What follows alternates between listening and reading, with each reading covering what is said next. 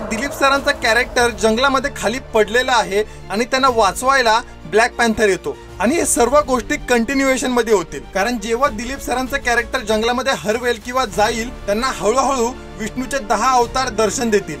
आणि जसं मी teaser breakdown मध्ये बोललो होतो, माझ्याकडे एक गोष्ट चुकीची निघाली पण एक गोष्ट बरोबर निघाली, ते म्हणजे महेश सर अँटी हिरोचा कॅरेक्टर प्ले करणार आहेत। आणि या सीनला नीट नोटीस केलं ना तर आपल्याला समजतं की हे 4 कॅरेक्टर कोणते आहेत। लेफ्ट साइड वाला कॅरेक्टर आहे ते भरत जाधव सरांचं आहे आणि त्यांच्या बाजूला जे कॅरेक्टर आहे, मी जस्ट बघितला दशावतारचा ट्रेलर अँड भाई अनएक्सपेक्टेड बँगर, एक नेक्स्ट लेवल सस्पेन्स थ्रिलर आणि दिलीप सरांची ऍक्टिंग त्यासोबत एकदम बेस्ट सीजीआय आणि व्हीएफएक्स शॉट। मेकर्सने खरंच मूवी मध्ये मेहनत केली असं वाटतंय। पण इकडे सर्वात मोठा प्रॉब्लेम येतो की माझ्या कमेंट सेक्शन मध्ये आणि दुसऱ्या मराठी रिव्ह्यूअर्सच्या कमेंट सेक्शन मध्ये लोक एकच गोष्ट बोलतायत की हा मूवी एक तमिळ वेब सिरीजचा रिमेक आहे आणि web series Jio plus Hotstar वरती अवेलेबल पण आहे। वेब सिरीजचं नाव आहे हरिकथा आणि मी दोघांचा ट्रेलर कम्पेअर करून बघितला आणि हे बघून 100% समजतंय की हा रिमेक आहे यार, पण ती वेब सिरीज होती आणि हा मूवी आहे। सो आपल्याला एक्झिक्युशन कसं आहे ना ते बघायला खूप मजा येणार आहे आणि मी हरिकथा पर्सनली बघितलेली नाहीये, सो या मूवीसाठी मी खरंच खूप एक्साइटेड आहे। आणि मेकर्सनी पण कुठेही मेन्शन नाही केलंय की हे हरिकथाचा रिमेक आहे आणि असला तरी खूप काही मोठा फरक पडत नाहीये, कारण हरिकथा पण खूप कमी लोकांनी बघितलंय। तर या व्हिडिओ आधी पण मी दशावतारचा टीजर आणि फर्स्ट लुकला डिटेल मध्ये ब्रेकडाऊन केला आहे।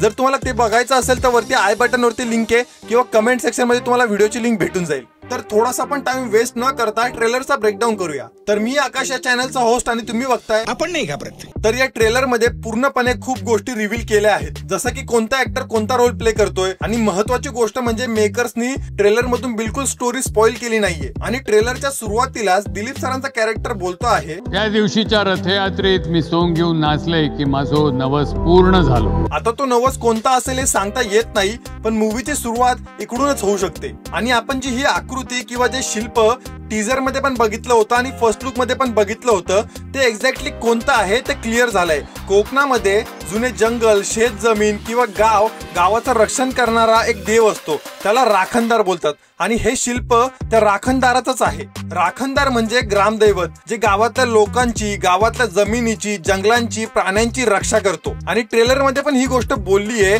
की राखणदारापेक्षा कोणी मोठं नाहीये, राखणदारापुढे कोण मोठं नाही। आणि जसं मी टीजर ब्रेकडाऊन मध्ये बोललो होतो की मूवीचा पूर्ण प्लॉट जंगल, गाव आणि कोकणातल्या संस्कृतीच्या रिलेटेड असेल ते इथं क्लिअर होतंय।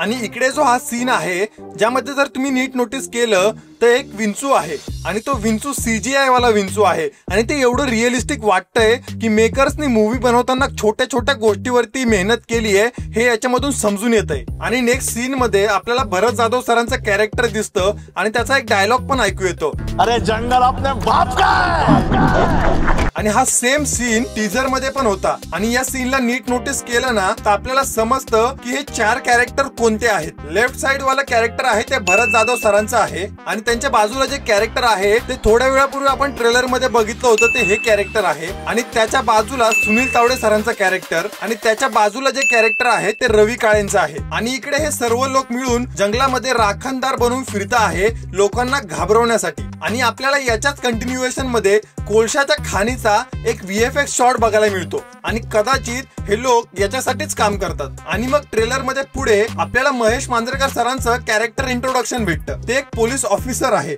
आणि ते कोणाच्या तरी सांगण्यावरनं गावामध्ये आले आहेत। पण मी तुझ्या काहीच कामाचा नाही, तुझ्यासारखाच माणूस हवाय मला। आणि जसं मी टीजर ब्रेकडाऊन मध्ये बोललो होतो, माझ्याकडे एक गोष्ट चुकीची निघाली पण एक गोष्ट बरोबर निघाली, ते म्हणजे महेश सर अँटी हिरोचा कॅरेक्टर प्ले करणार आहेत। आणि मग आपल्याला बघायला भेटतो तो प्राणी जो जंगलामध्ये लोकांना मारतो आहे आणि जंगलाला वाचवतो आहे, तो म्हणजे ब्लॅक पॅन्थर आणि कदाचित हाच राखणदार असेल। आणि हा पार्टी जळण्याचा सीन आपल्याला टीजर मध्ये पण बघायला भेटला होता आणि त्याचाच एक्सटेंडेड व्हर्जन आता आपल्याला इथं बघायला मिळतंय, ज्यामध्ये दिलीप सरांच्या घराला आग लागलेली आहे आणि कदाचित ही आग त्याच लोकांनी लावली असेल आणि या आगीमुळेच कदाचित दिलीप सरांचा शेवटचा नवस पूर्ण होत नाही आणि त्याचमुळे कदाचित दिलीप सरांचं जे कॅरेक्टर आहे ते बदला म्हणून हे सर्व मर्डर घडून आणतंय आणि हा जो फर्स्ट लुक मधला मास्टर शॉट आपल्याला इकडे परत बघायला भेटतो, पण एक्सटेंडेड व्हर्जन मध्ये. मागच्या वेळेस जो मासा पाण्यामध्ये होता तो यावेळेस बोटी जवळ आलाय आणि हा सीन बघून असं फील येतंय की हे पाटी जळाल्या नंतरचा सीन असेल, ज्यानंतर दिलीप सर गावामधून पळून गेले असतील